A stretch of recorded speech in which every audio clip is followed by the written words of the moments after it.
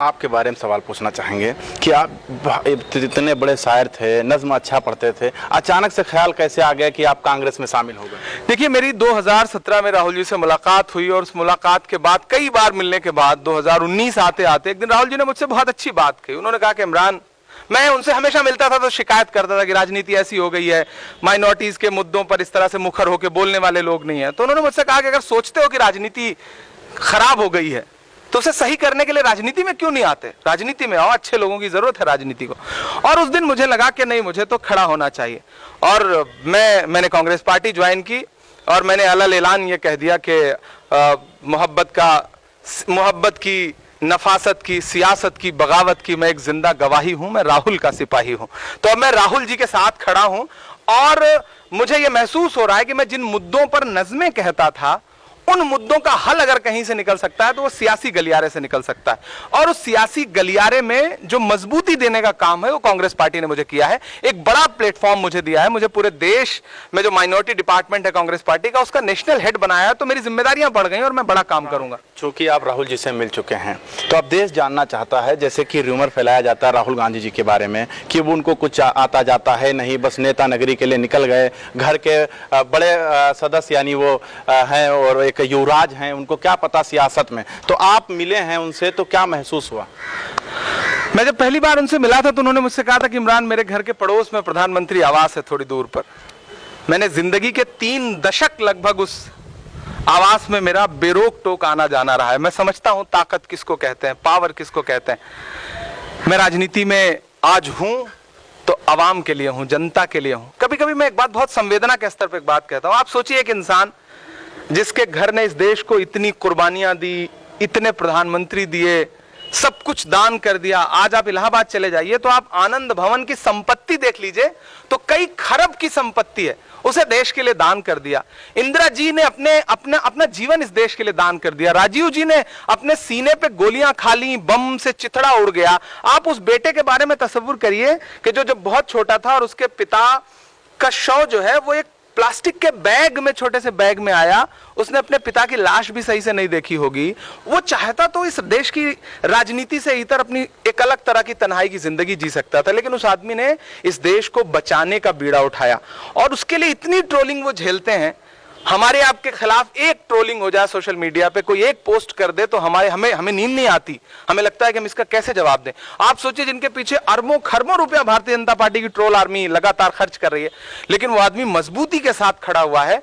और जो आरएसएस की विचारधारा है उसके खिलाफ मैं अलग ऐलान इस देश से कहना चाहता हूं। इस देश में आरएसएस के खिलाफ अगर सबसे बड़ी कोई लड़ाई लड़ रहा है तो उस शख्स का नाम राहुल गांधी है। उसे कमजोर मत करिए, उसके साथ खड़े हुए। जब से आप ज्वाइन हुए हैं कांग्रेस के अंदर, पहले लोकप्रियता आपकी काफी देखी जा रही थी। जब से ज्वाइन हुए हैं, कुछ लोग हैं सोशल मीडिया पे कहते हैं ये इमरान प्रतापगढ़ी जो है वो जुम्मन है, तो इसका जवाब आप कैसे देना चाहेंगे? देखिए, लोकप्रियता का पैमाना क्या है?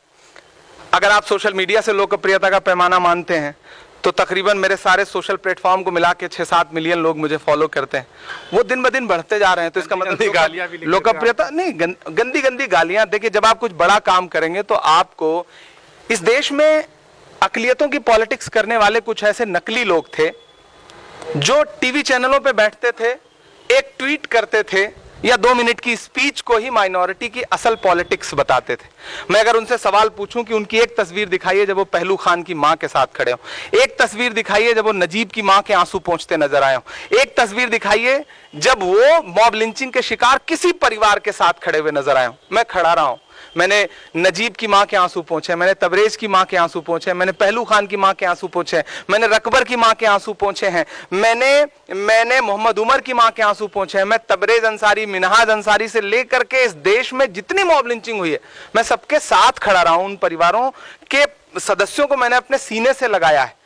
अब उन्हें लगता है कि ये राजनीति में आ गया, ये शायर रहता, शायरी करता रहता तो कोई तकलीफ नहीं थी। उनकी गालियां सिर्फ इसलिए हैं कि उन्हें ये लगता है कि ये असल मुद्दों की बात करता है और मुद्दों पे जमीन पे भी खड़ा नजर आता है। ऐसे में उन्हें तकलीफ तो होगी, लेकिन मैं तो उनसे कहना चाहता हूं कि हमने सीखा है ये रसूलों से, हमने सीखा है ये रसूलों से जंग लड़ना सदा उसूलों से, और नफरतों वाली गालियां तुम दो, हम तो देंगे जवाब फूलों से। हम कांग्रेस के सिपाही हैं, मोहब्बत से जवाब देंगे उनका। आखिरी सवाल मैं आपसे पूछना चाहूँगा कि जिस तरीके से आप इस वक्त संघर्ष कर रहे हैं, ये संघर्ष कब तक जारी रहेगा और मुसलमानों के लिए कितना खड़े रहेंगे आप?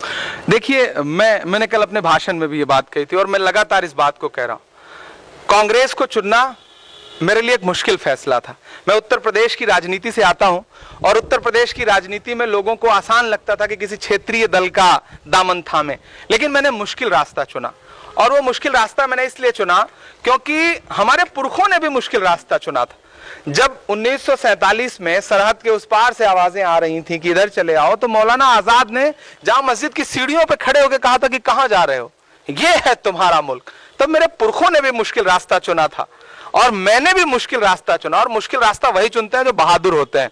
पीठ दिखा के भागने वाले मुश्किल रास्ता नहीं चुनते हैं। फायदा लेने की उम्मीद रखने वाले लोग मुश्किल रास्ता नहीं चुनते हैं। मैंने खुद को इस काम के लिए, कम्युनिटी के लिए, पार्टी के लिए वक्फ किया है और मैं अपनी आखिरी सांस तक कांग्रेस के साथ खड़ा हूं, कम्युनिटी के साथ खड़ा हूं, समाज के साथ खड़ा हूं। तो ये थे हमारे साथ इमरान प्रतापगढ़ी, जो हमारे चैनल यानी खबरदार में जो है लगातार अपनी बात रख रहे थे, हमारे हर सवाल का जवाब बेबाकी से दे रहे थे और मैंने उनसे काफ़ी बेबाकी से सवाल पूछा है। कैमरामैन चांद के साथ मैं मोहम्मद ज़ैफ, लखनऊ।